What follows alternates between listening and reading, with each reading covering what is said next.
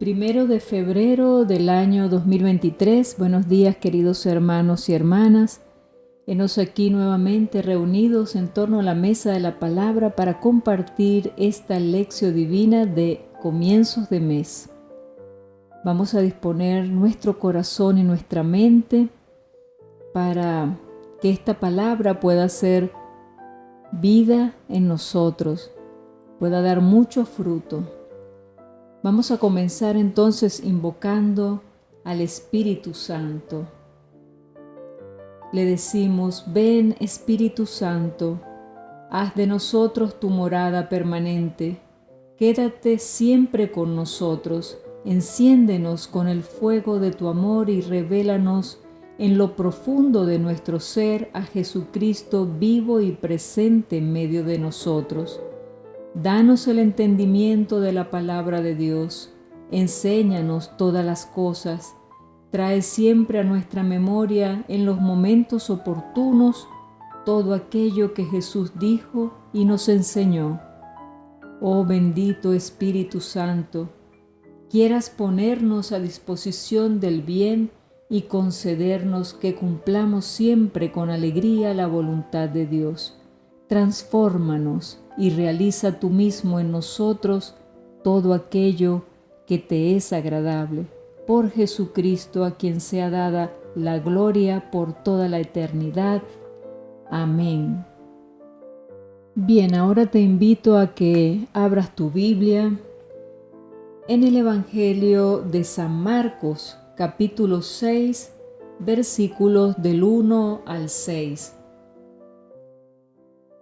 Leemos: En aquel tiempo Jesús fue a su tierra en compañía de sus discípulos. Cuando llegó el sábado, se puso a enseñar en la sinagoga, y la multitud que lo escuchaba se preguntaba con asombro: ¿dónde aprendió este hombre tantas cosas? ¿De dónde le viene esa sabiduría y ese poder para hacer milagros? ¿Que no es este el carpintero, el hijo de María, el hermano de Santiago, José, Judas y Simón? ¿No vive aquí entre nosotros sus hermanas?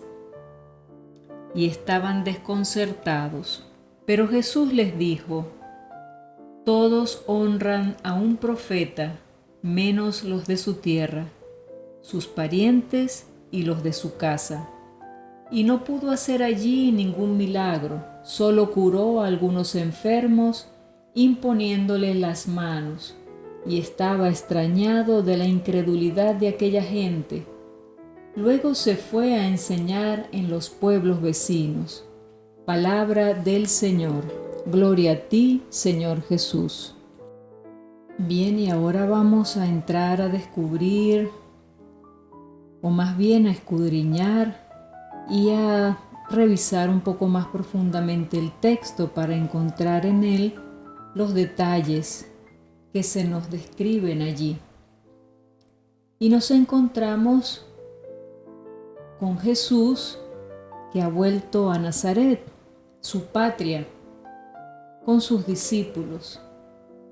Entra en la sinagoga que ya conocía y se pone a enseñar. Su figura estaba dotada de autoridad y su sabiduría suscitan una escucha que se convierte pronto en una abierta hostilidad. ¿Pero por qué? ¿Por qué Jesús atrae esa hostilidad hacia él?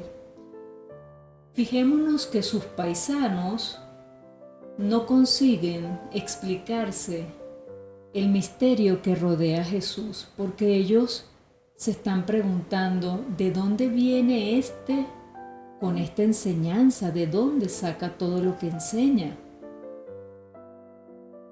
Allí hay algo que no cuadra con el esquema habitual de lo que conocían de él. Jesús era conocido como el carpintero, el hijo de María,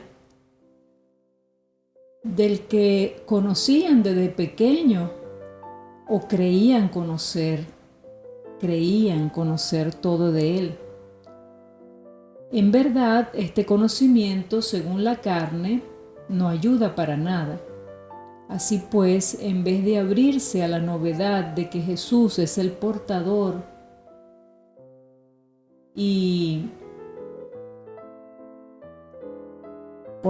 de esa verdad de Dios, se apodera en los escuchas, en los habitantes de Nazaret, una actitud de rechazo y de oposición, porque supuestamente le conocían muy bien. Y allí es donde dice Jesús: nadie es profeta en su tierra. ¿Quién sabría mejor que Jesús que su gente no lo recibiría? Y sin embargo, también él queda dolorosamente sorprendido y asombrado por la dureza de corazón que se cierra ante el don de Dios. Precisamente su carne es la revelación desconcertante de Dios, la expresión más grande y plena de aquel amor que le llevó a no avergonzarse de llamarse hermano nuestro. Vemos que el maestro entonces se siente decepcionado y extrañado de la falta de fe de sus paisanos y confiesa precisamente que ningún profeta es aceptado en su patria. Y no hace casi milagros allí, más bien predica en los alrededores de su pueblo. Ante el Evangelio uno se puede preguntar: ¿a quién quiere escuchar la gente? ¿Qué es lo que el pueblo mira ante un predicador? ¿Será sus títulos o su enseñanza? ¿Su ciencia o su testimonio? Y ahora pasemos al paso siguiente de la lección, que es preguntarnos: ¿qué me dice a mí el texto? Y para eso nos invita a meditar ante este mensaje del texto de hoy.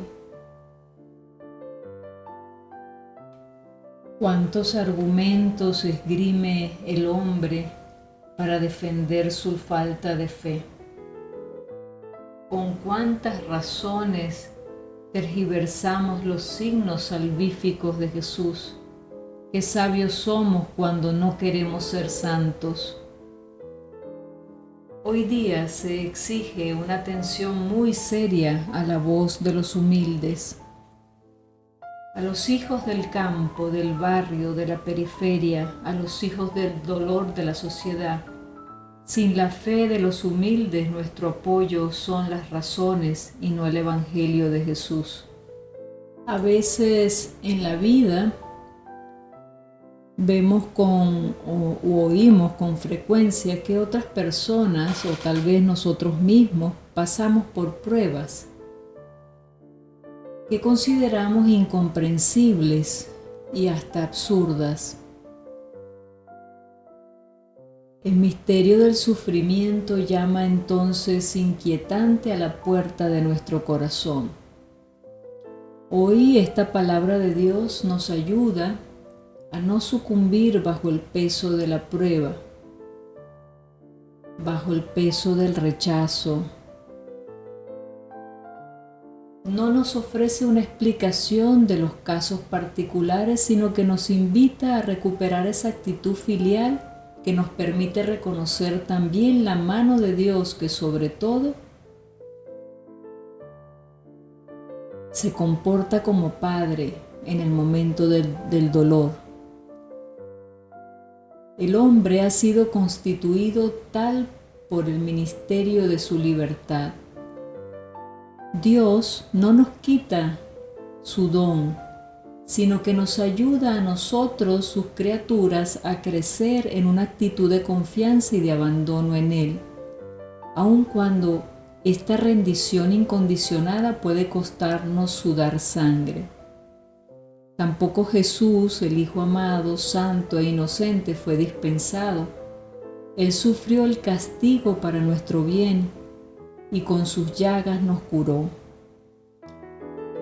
No hay prueba, por dolorosa que sea, que no nos permita fijar la mirada en Él, a fin de encontrar en sus lágrimas de compasión la certeza de que el sufrimiento, el dolor y la prueba no son una maldición, sino el camino que el amor mismo nos hace tomar para llevar a todos, y todo hacia su abrazo sin fin.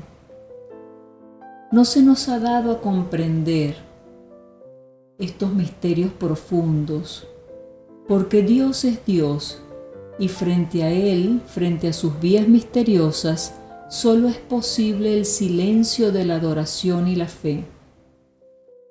Y es que el escándalo más grande para nuestro corazón consiste precisamente en constatar que el dolor no ha sido suprimido, sino que Dios mismo ha venido a nosotros, pobre, insignificante, a derramar sus lágrimas humanas de hijo. Hoy esta palabra nos cuestiona y me deja esta interrogante para hacérmela muy profundamente a la luz del Espíritu Santo desde mi corazón. ¿En qué me apoyo para seguir a Jesús? ¿En mis razones? ¿En mi verdad? ¿O en su palabra? ¿Qué necesito para acreditar mi fe en Él? ¿Qué necesito ver? ¿Qué necesito comprobar? Te invito ahora a que le respondamos al Señor con una oración.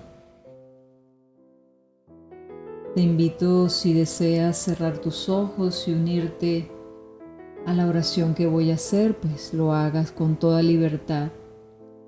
Oh Dios, que no dispensas de la prueba a los que amas, concédenos humildad y fe frente a cuanto dispongas para nosotros. Haz que, si el sufrimiento toca nuestra puerta, no nos sirva de escándalo, sino que sepamos reconocer en él el medio con el que nos corriges como hijos y nos educas misteriosamente, pero con un amor muy grande. Abre los oídos de nuestro corazón, a fin de que tampoco tu silencio nos sirva de motivo para dudar de tu proximidad, sino que aprendamos a oír en él la única palabra que nos viene diciendo desde siempre. Enséñanos, oh Dios, sobre todo a mantener fija la mirada en Jesús, tu Hijo amado, para que nuestra admiración por lo que ha hecho y dicho nos haga todavía más conscientes de que tú has amado tanto al mundo que le enviaste entre nosotros en su carne santa para asumir toda nuestra debilidad. Convierte nuestros corazones para que no seamos desagradecidos, rebeldes, sino hijos dóciles a los que puedas levantar hasta tu mejilla de Padre tiernísimo. Señor, limpia nuestros ojos para ver en tu humildad de carpintero al Dios pobre y humano. Ayúdame, Señor, a descubrirte siempre en los humildes y a no rechazarte, Señor. Amén. Bien, queridos hermanos y hermanas, y hemos llegado al final de esta lección divina del día de hoy, muy aleccionadora, muy ejemplar, este suceso que nos relata de la vida de Jesús, para que aprendamos siempre a valorar desde lo humilde, desde lo sencillo, podemos escuchar la voz de Dios. No debemos despreciar a nadie ni a nadie.